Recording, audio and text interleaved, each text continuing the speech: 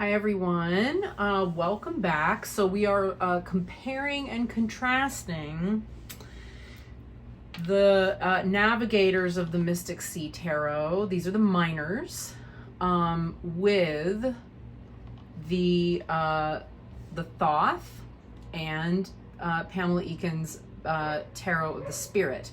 So Tarot of the Spirit, and I don't have the box, unfortunately, for either of these because I think they were probably destroyed. They're tuck boxes, not particularly useful, and I have both of these in their own wrap thingies. So these two decks are of the same era, right? Or of a similar era, created within probably less than 10 years of one another, probably easily within the same decade anyway. Yeah, I think they're both from the 1990s. And of course the Crowley Thoth, upon which these two they're predicated, based in some ways rather roughly, and in other ways rather more like apparently, I think. So the interest to me too is in looking at details, themes, yeah, all of it. Just, I'm fascinated, and it really kind of opens up all three decks for me in new ways by pulling them together and looking at them in this way. Yeah, I find that to be the case very much so with decks that are esoteric. It draws my eyes to the symbols and symbolism in new ways that I had not previously considered. So I find the first thing I'm noticing here is that this is dawn, the keyword for the one of wind, which is the swords in this deck. And the kind of dawn shining that we see here are the first things that I notice. There's also kind of a similarity color-wise, ish, more so here. It's more obvious to me here, although there's no green in this one. There is green a little bit mixed in here. The red and blue together here, which we see in the bottom part of this card, is fascinating. And here she's chosen to put the gold color in the sword itself, which is interesting. And I think, with Eakins' deck, we're seeing just like dawn energetically represented, really. It's the essence of what wind is, which is very interesting. This one, what I'm drawn to, the detail that most catches me today is this kind of inverted comma looking symbol and the kind of gold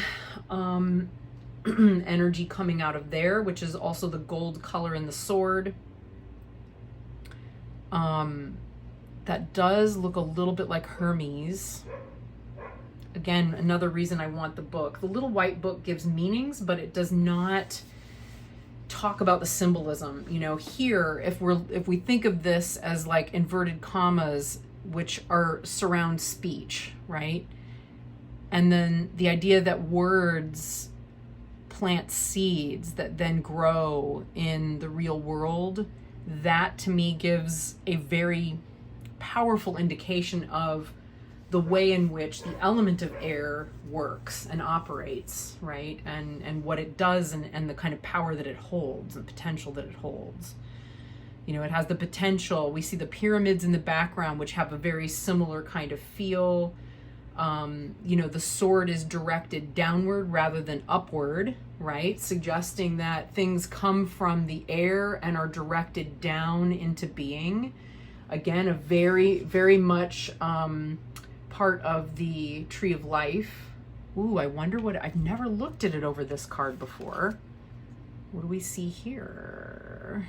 Oh, we see that there is directionally, wow. I don't really even know what to do with that right now. That's a lot.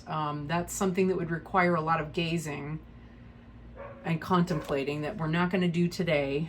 But holy cow, there's so much in this deck. Yeah, all three of these work. I'm so nerded out. Wow, it's so cool. All right, so let's move on. And respiration, of course, being the keyword there. No keyword on the ace in the other deck, in the Thoth. So now we do have keywords on all three. Peace, they're so different. Peace, concurrence, and the crossing.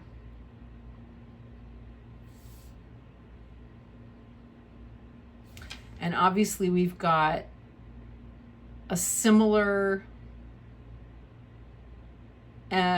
representation on these two, and this is completely deviating from either. Although we have more similar colors here between these two included. I really don't know what to make of that.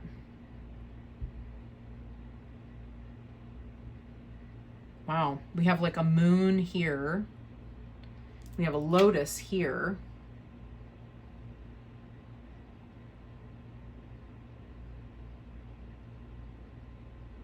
I don't know. There's a lot. There's just so much. Okay, I could gaze and gaze and gaze, and I may need to later. Okay, then we have the Three of Swords. Yeah. Now we're getting a departure here. Recognition. I like that these three. Now this is going to be very, yep, look at this. So Kabbalistic and Hermetic. Look at that. Oh, sorry. Here we go. Look at that.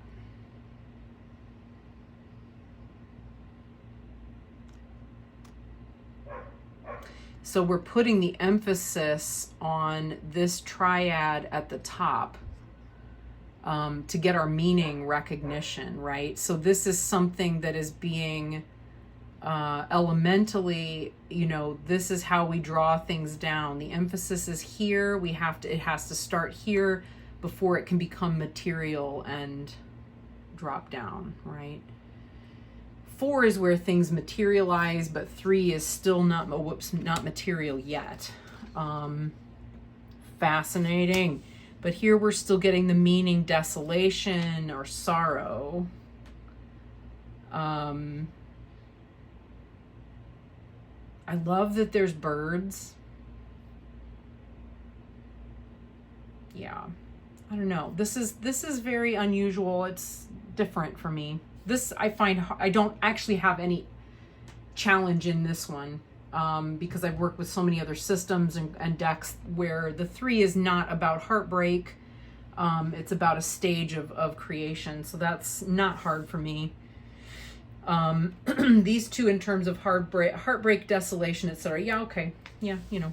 And we can see the similarity of color used to reflect the Thoth deck rather than a more traditional RWS, which honestly, in terms of complexity, right?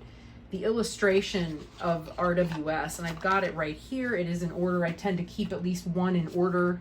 I only have 2. I think maybe both of them are in order because I don't read with them anymore. I'm more, you know, pull these out to look at them. Like, so if we look, oops, I've got a low battery. Yeah, if we look at the coloring, right, this is just very dull. I mean, there's not, conceptually, it's very simple. It's not hard for us to conceive of, but it doesn't have the same kind of complexity that we're finding here, which is exciting. I am going to go grab my charger.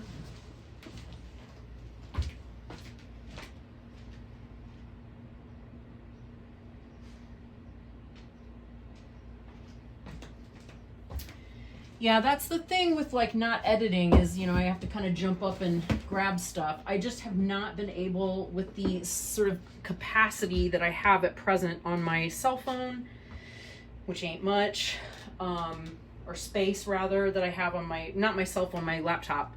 It is really not an easy thing to upload things. So the laptop to then edit them anymore. It just doesn't have the space or the capacity, so that's where we're left. I'm just trying to get my cord to extend long enough to be able to reach. There we go. All right. So, carrying on.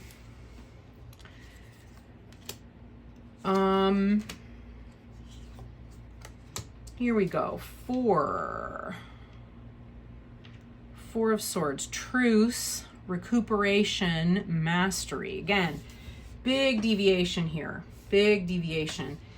Mainly coming from Tarot of the Spirit, right? Because once we get into the elements and so forth, what we're looking at is,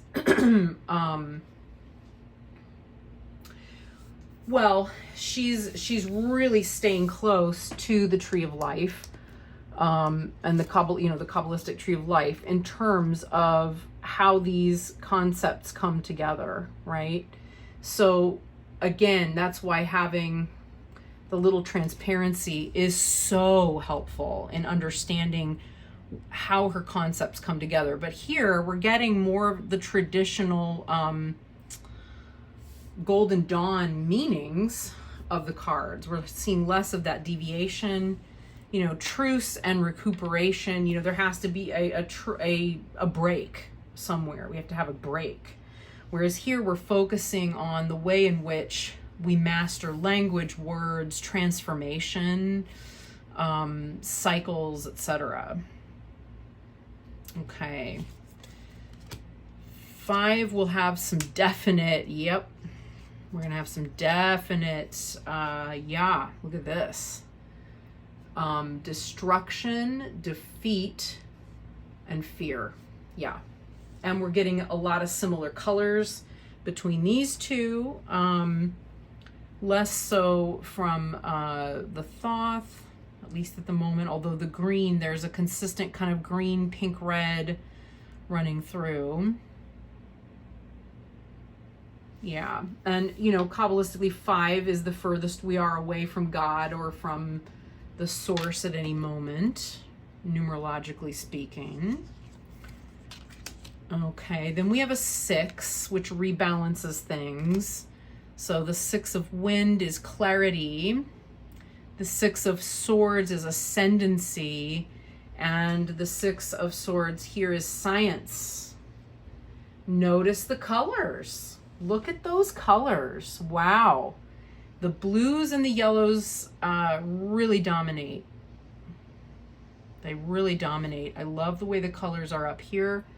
Let us just look at that for a moment.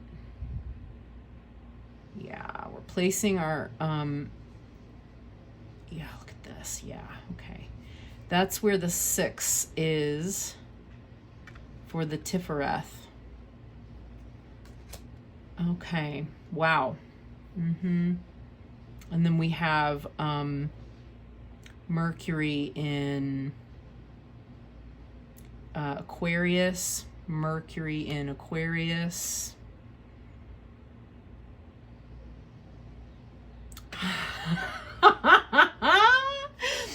This is Mercury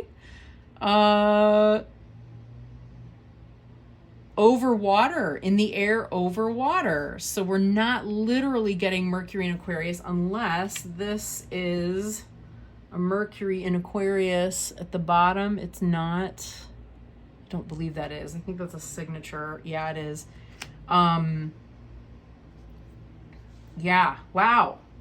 Look at that. Fascinating. Huh. All right, so there we are. Again, one could spend a very, very long time indeed just looking. Oh, wow. Look at that. Look at that. Wow.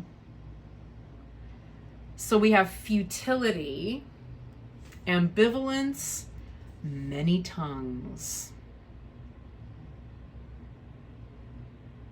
Many tongues. Wow. 7 of Swords or wind or air. Ooh. Yeah, Moon in Aquarius. So deck and walk people, I haven't been following the deck and walk. It's too much for my brain to take on right now, although I know you can enter at any time. I just don't have the space. They say that, look at me looking at this. I don't know, but I haven't had the ability to kind of do that or commit to it. This is interesting. The colors here between these two cards being so similar and such a departure from this one, and yet, what we see is a similar shape, you know, or use of shape and so forth on this side. So, yeah, interesting. They've all got something. All right, and then we've got the Eight of Wind. Can I just say how nice the cardstock on this one is? Like, as I pick it up, it's so crisp, and so, like, I don't know, it just feels so substantive and, like, strong. Just had to throw that out there. So, interference, curtailment, and power shield.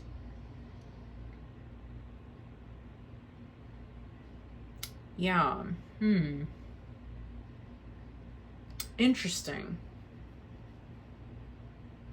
Very different, and I don't know quite where else to go with that. Yeah, the detail of this one, I guess, is just not capturing me in the same way, so I'm just going to keep moving forward because otherwise we'll be here forever. Nine of Wind, Nine of Swords, Nine of Swords, Cruel, the Screen,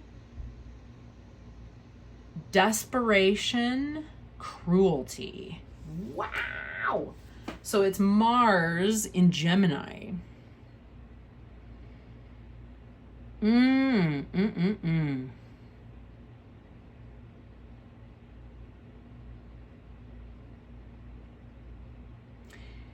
My Mars is in Gemini. I believe Mars is in Gemini. Wow. I do like intelligent dudes. I don't know where that comes from. I do love a man who's a nerd, a man with a brain. Yeah. Interesting. Cruelty. Yeah, I don't know. The screen, you know, there's projection. This makes sense. These two, desperation, you know, a mind. I think we could say this one's always befuddled me slightly because I have not done the in-depth study of Thoth that I need to do. But apparently that may be happening at some point anyway. It's been intended to be happening. I have a big, huge journal that's dedicated to the Thoth, and I, like a lot of things, you know, when I can't follow through with stuff to do with tarot, you know, if I have a choice between following through with my Buddhist studies or my tarot studies, the Buddhist studies are going to trump them every time. That's just how it is. And the tarot will have to come second. But, you know, I am fascinated, and I do really want to get back to it at some point. Yeah, anyway, moving on. It's a lot. Okay, we could be here for ages, couldn't we? Look at this one. Destitution, ruin, the Way of the Cross. Wow. So we're looking at martyrdom as a means of rebirth, I think, here.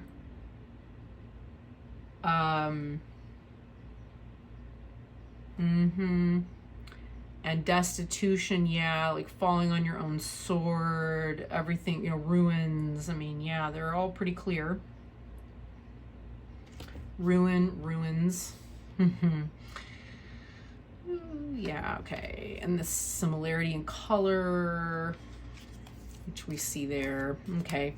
All right, so here is where it's going to start to deviate, and I didn't know how to order the these on either side, and depending on suit, we're going to get some deviation here anyway, right? Because none of the courts really correlate as they're intended, right? So we have here in the Thoth, of course, we have, you know, the knight, the queen, the princess, and the prince. The order of which almost always seems to befuddle me. I think, I always forget the order. I see also I need further studies in Thoth. And court cards can be hard. And then here, the way that they are ordered in this deck, I know for certain, is you do father, mother, brother, and sister. So those are always ordered this way. And I think if I wanted to, I probably could understand how these all correlate by looking more closely. Yeah, but I don't know how we would do that with this right now, at least. Maybe I'll come up with an idea. But here we have, of course, page, knight, queen, and king. So Julia has chosen to deviate from the way that the Thoth has done their courts and to return to something more familiar for hers. And interestingly, in her deck, these are the only cards that are really wearing clothes or that are really gendered at all. The other cards are they're just not really gendered, particularly. And she's working with elements very clearly. All right, we're gonna leave those courts because that could become a nightmare that I am just not interested in playing with. Let's move on to the wands. Where's my fire? Here we go. So fascinating here. Fascinating here. This Ace of Wands to me has always looked very much like the Tree of Life is sort of projected onto it. Do you see that? This one,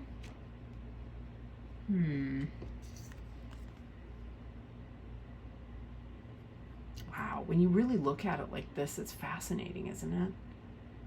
And the fact that this is off center, woof, okay. Yeah, so we've got some similarities and some not. So we've got force or stimulation. Here we're looking at the stimulation of the spirit, the soul, you know, and then with this wand representing this, I think, representing this idea of us as the vessel. So we're stimulating the spirit, the intuition, the life force. Yeah. And this one is just so electrical. Love it. So pretty. Okay. Two of Wands, Two of Fire. Ooh, she's used the same one. It's Dominion. The colors correspond. We have the crossing here. We're calling this one Convergence. Whereas previously the Two of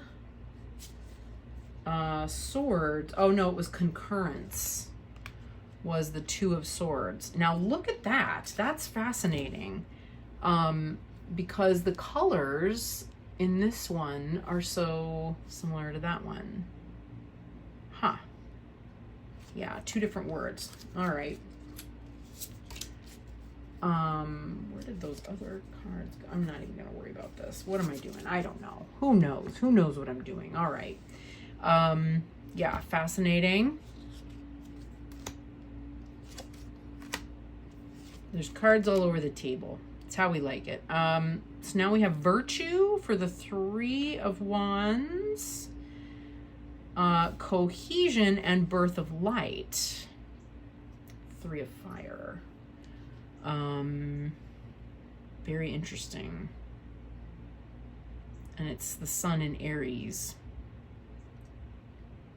That makes sense. Birth of Light with the Sun in Aries. Birth of Light. Something is being lit. But it makes it cohesive somehow. That's interesting. Don't quite understand that, but it's fine. You know, it's fine. Again, I want the book. Okay, having Pamela Eakins' book for Tarot of the Spirit is highly recommend. Highly, highly, highly recommend. Yeah, and we have completion, delight, flame of spirit. Interesting how these correlate, and we still have this circular going on there and similar colors, but not entirely. Yeah, there's not a lot of similarity in these. At least not that I'm seeing. And then we get, ooh, look at that. Ooh. Oh.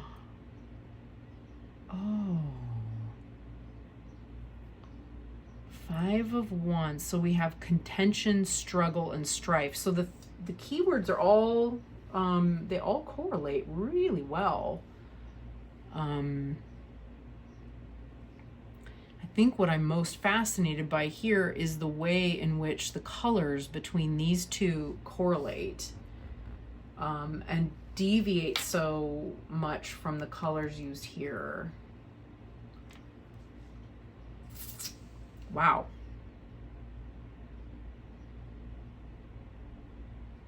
I may in the comments include, if I think to, when each, and this one was created in 96, but I don't remember what year Tarot of the Spirit was created originally. And so I kind of want to know if it was first and may have influenced what Julia Turk was doing. So here we have very similar keywords. We have glory, triumph, and victory. I love the way this one kind of implies growth, or the glory of God sort of raining down. Again, we're always, image-wise, you can always refer to the actual tree of life to see how that's supposed to come together.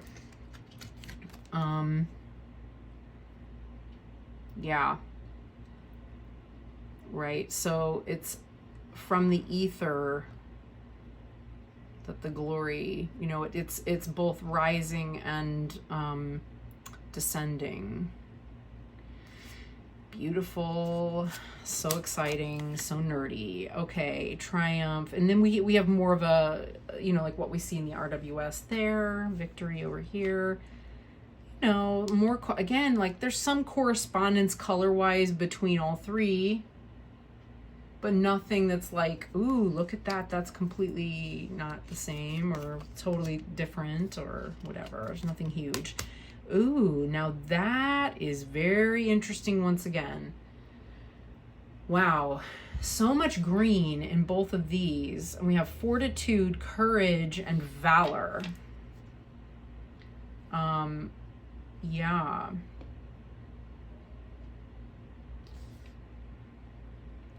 Yeah, that makes a lot more. This one I struggled with a little bit when I was originally walking through it, and seeing it in context really shifts that for me. So that's exciting. Oh yeah, look at this. Look at this. 8 of Wands. I love this so much more than I love our 8 of Wands in the RWS. Comparatively not a thing. And how is it? I don't know. I mean, this I struggled with when I was doing my certification program originally, because it's like, what is this supposed to be? It's a bunch of sticks in the air. Like, I don't get that. Like, that I remember being a thing. So yeah, that seeing, you know, velocity, the lightning path, right? And swiftness, those are so much more evocative of what energy we're dealing with and what that looks like. And look at this. You see that? Like that? I love how that works with this deck. It's so cool. Yeah. Okay. One of the many things I love about the Tarot of the Spirit. Okay.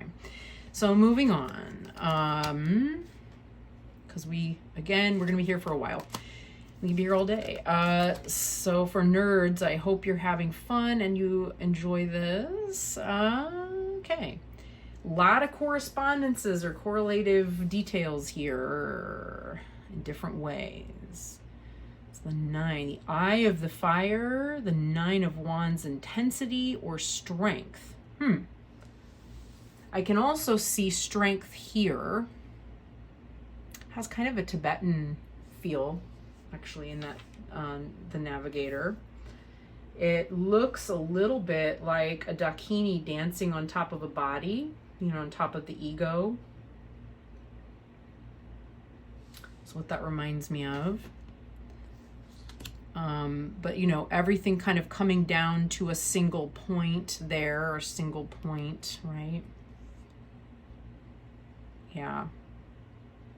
Is that sun and it is. No, it's moon Sagittarius. Yeah.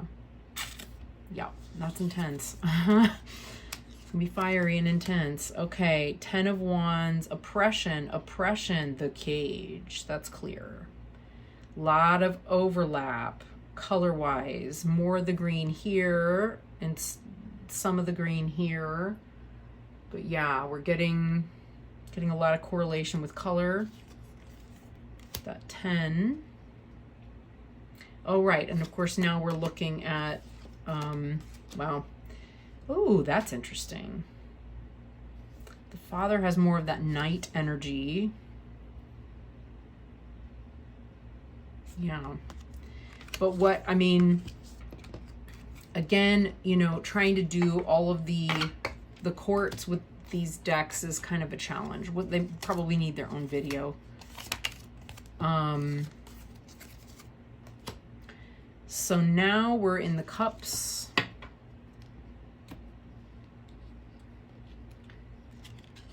Okay. So now we have the ace. The Ace of Cups. Ooh, look at that. They all look like they come from the same book, don't they? That is striking. These two clearly derived their color scheme and composition from Lady Frida. Frida, Lady Harris.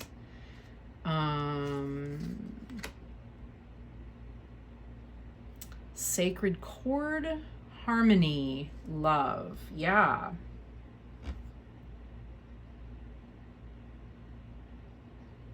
Yeah, I see it.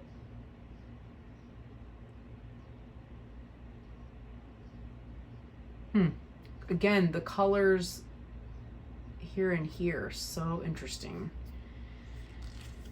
Okay. Ooh. Okay.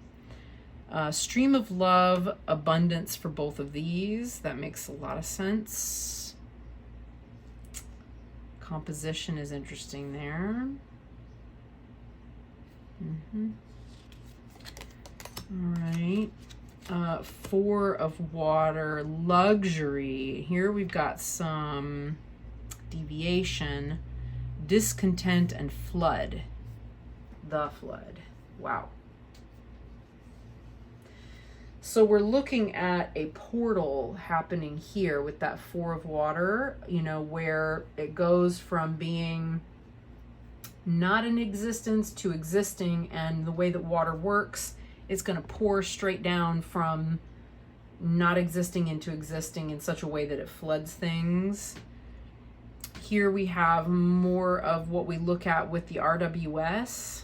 And here, luxury. There's balance and stability coming from 4. That gives you the ability to have more than what you did before.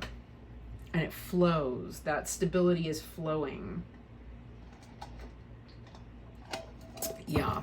I have an iced coffee this morning that is absolutely delicious. It's ginger coffee. Some friends of ours that own a restaurant sent it with Tom last night. Said, send this to Natalie. She can have it in the breakfast in the morning. So here we have the 5 of Cups. spilling, disappointing, and dissipating. Yeah. Yeah, I mean, yep. Now we've got the Six of Cups. Here it offers us pleasure. Looks like it could be here. Here it's offering us felicity. And here it's giving us faith. So very, very different interpretations. Some similarity in color here, but it deviates for sure from this one. Feels like. Anyway. I can't seem to get these lined up. Oh, well. All right. At least the camera's not moving everywhere all the time. Okay. 7. We have delusion, debauch, and insight. Very different takes on this number element combo.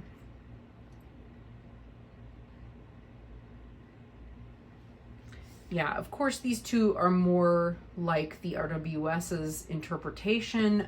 Insight, again, we're sticking very closely to the Tree of Life and the element.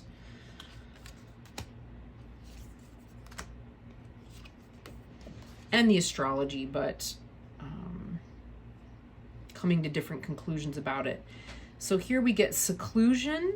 Here we have indolence, and here we have still waters. So 3 completely different interpretations. And some similarity of composition here. And actually between the 3, there is some similarity in use of color, but it's not tight. Wow, look at that. Oh my gosh. Okay, so happiness, satiety, and rainbow mirror. Oh, it's so pretty. So Marielle people, you know, here's where we're getting more of that sort of feel, right? Because when we get to the 9s in the Marielle, you know, the 9s are always very, very positive, and complete. And I guess they really are here too. There's a little bit of judgment happening in this one. This one is just overflowing with happiness and the goodness of the 9. This one's kind of reflecting something about what we're seeing in, you know, the fat happy dude in front of his cups in the RWS. The rainbow mirror here is something totally different, right? So we're actually getting energy completed and reflected and refracted by water. Yeah.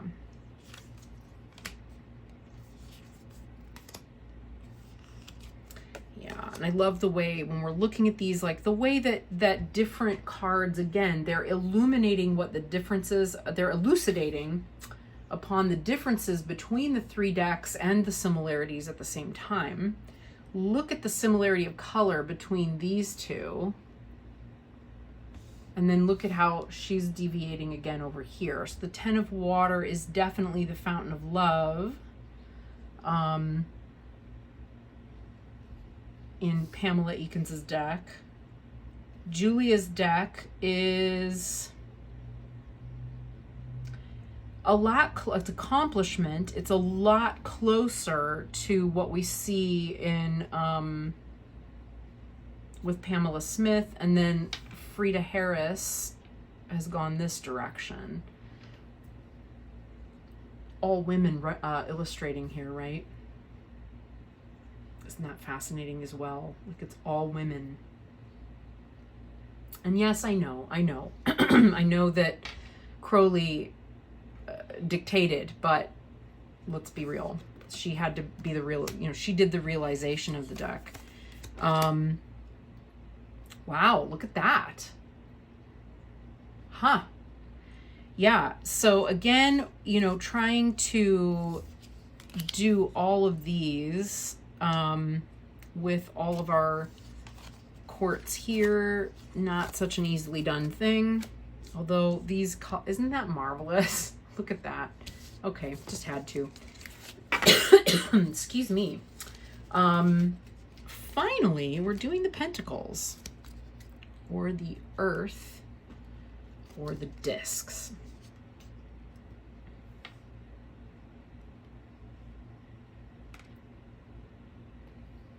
Yeah, huh.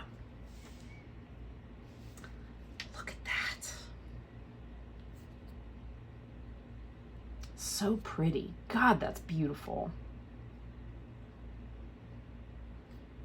Form, generation. There's so much movement in Julia Turk's deck. Her deck it's constantly moving. You know, for something to generate, there has to be movement. Something has to be lighting it up. You know, you've got to have your fire, your water, your air to light your fire. I mean, they've all got to be coming together in order for something to generate from that. Of course, this is going to correlate with the 4. And that space where things, you know, 1, 2, 3, and then we start to see things generating in that space, right? An Ace of Discs. Nice. Okay. Just constant, like, fascination of stuff. Look at that. That's so cool. That's so cool. Yeah, cause and effect, permutation, and change.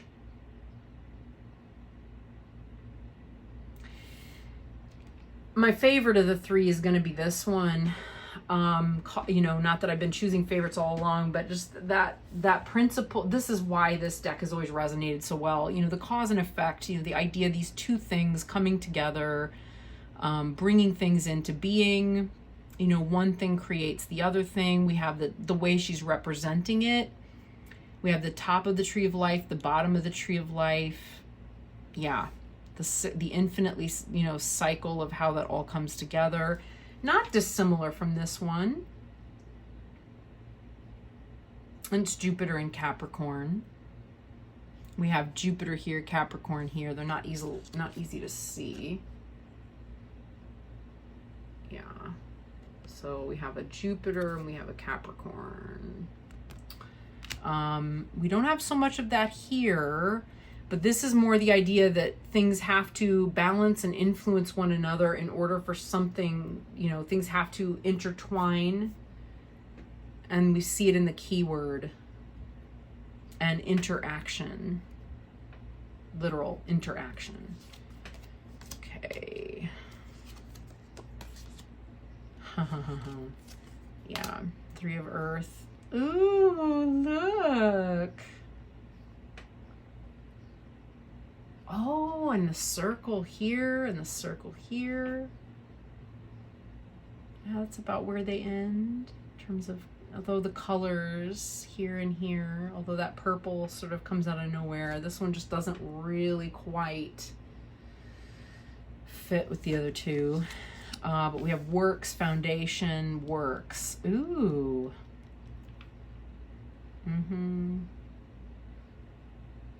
And I mean, of course, we're collaborating with 3 of Pentacles over building a foundation over the internet through the electronic age.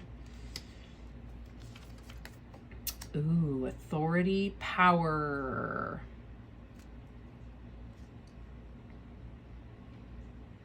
Yeah, and through different structures, right? The power of 4 and a pyramid is definitely going to be, you know, Crowley Harris concept there. You know, the foundation, that's squaring. Yeah, Sun in Capricorn. Oh yeah, that's, yeah. Okay.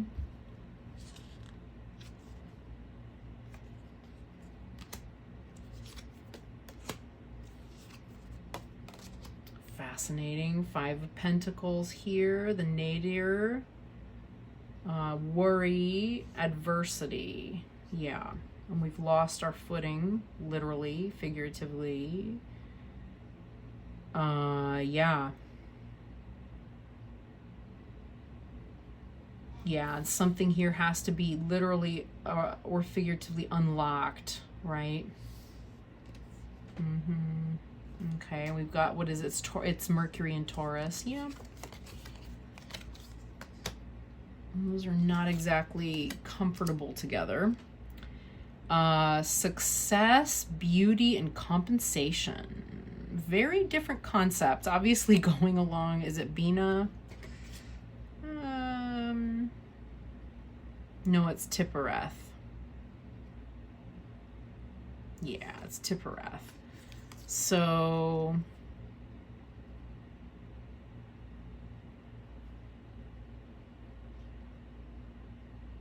yeah. 6 of Earth, sorry.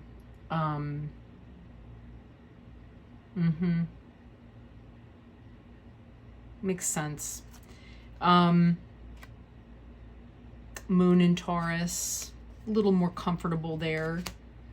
It stabilizes the moon, obviously. So Moon in Taurus it's much more stable. Yeah, rebalances, brings more harmony. I guess compensation, you know, bringing, again, restoring balance to some degree. Success, and that's going to bring success. All right, and beauty. Taurus is very much about beauty. Wow, 7 of Pentacles, variance, the garden, and failure. Totally different meanings. Some similarity in color across the board, but not really much else. Very, very different interpretations of the 7 in Earth. Yeah.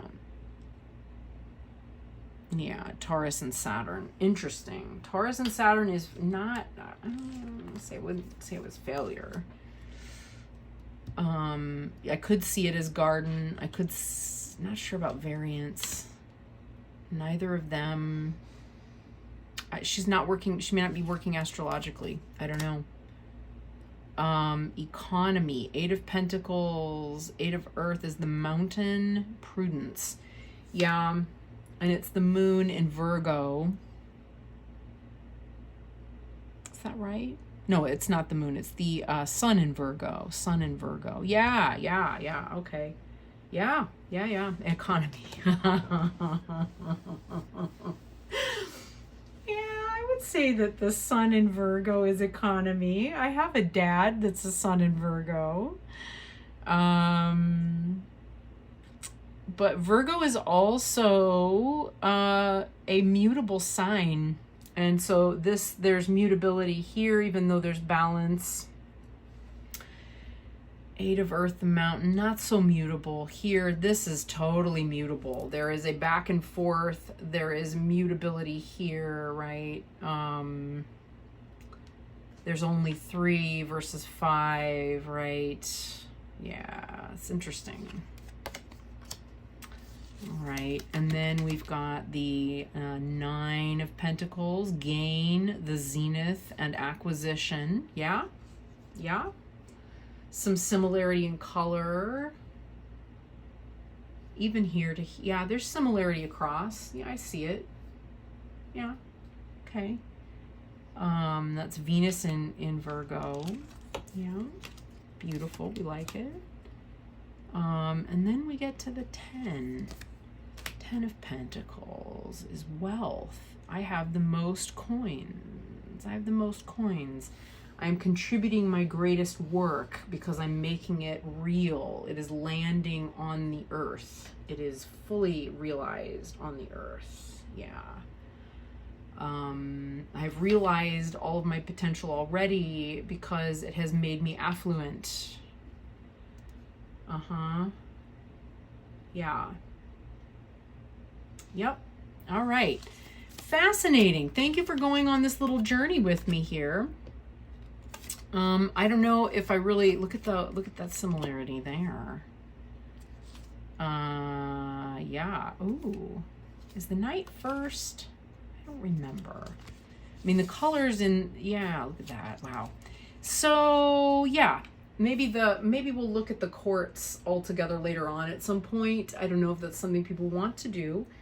But yeah, I appreciate you going on this little walk with me. I hope you got something out of it. especially if these are decks that you also study. Maybe it'll make you more interested in looking also at the Navigators and Mystic Sea. But I appreciate it, and I will see you in the next one. Bye.